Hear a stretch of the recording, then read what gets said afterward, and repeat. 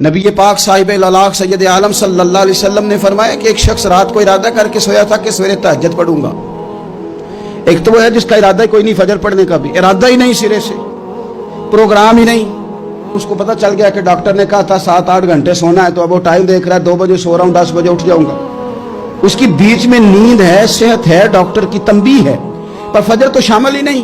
حالانکہ اس بات کو اچھی طرح سمجھ لیں، اگر آپ کا فجر پڑھنے کا ارادہ ہے اور 4 بجے کا 3:45 بجے کا آپ نے الارم لگا لیا ہے، تو 2 دن آپ کو الارم جگائے گا، تیسرے دن آنکھ خود بخود کھل جائے گی۔ انسان کی نفسیات ہوتی ہے کہ 2 دن وہ کسی چیز بھی اپنی عادت کو سونے جاگنے میں پکا لے تو تیسرے دن وہی اس کا وہ مزاج بن جاتا ہے۔ تو اگر نیت ہی نہیں، ارادہ ہی نہیں، پروگرام ہی نہیں، تو کیسے آنکھ کھلے گی؟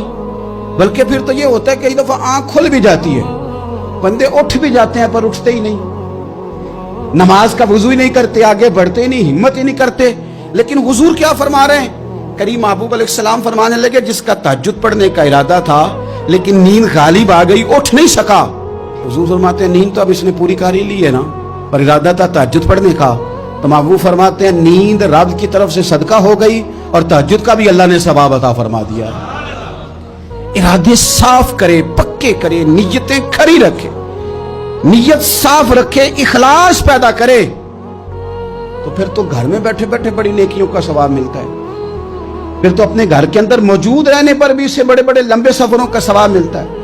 حضرت انس بن مالک رضی اللہ تعالیٰ عنہ فرماتے ہیں ہم تبوک سے واپس آ رہے تھے تو نبی پاک علیہ السلام نے فرمایا ہمارے کچھ بھائی ہیں بھائی جو بیٹھے مدینے میں ہیں، پر ہم نے جو گھاٹی بھی طے کی، جو سفر بھی طے کیا، وہ ہمارے ساتھ ہی تھے۔ بیٹھے کہاں ہیں؟ مدینے میں، پر ہم نے جتنا سفر طے کیا وہ ساتھ ہی تھے۔ حضرت انس بن مالک کہتے ہیں ہمارے تو کان کھڑے ہو گئے کہ بیٹھے بھی گھر ہیں اور ہمارے ساتھ ہیں۔ حضور سید عالم علیہ السلام نے پھر بات کو کھولا اور فرمایا وہ جان بوجھ کے نہیں بیٹھے رہے، ارادہ ان کا پکا تھا ہمارے ساتھ آنے کا، لیکن کسی مجبوری کی وجہ سے نہیں آ سکے۔ کوئی بیماری نے آ لیا تو نہیں آ سکے، چونکہ وہ مجبوری کی وجہ سے نہیں آ سکے، آ نہیں سکے، لیکن رب کریم نے ہم جس سفر سے گزرے ہیں اس کا اجر انہیں عطا فرمایا ہے۔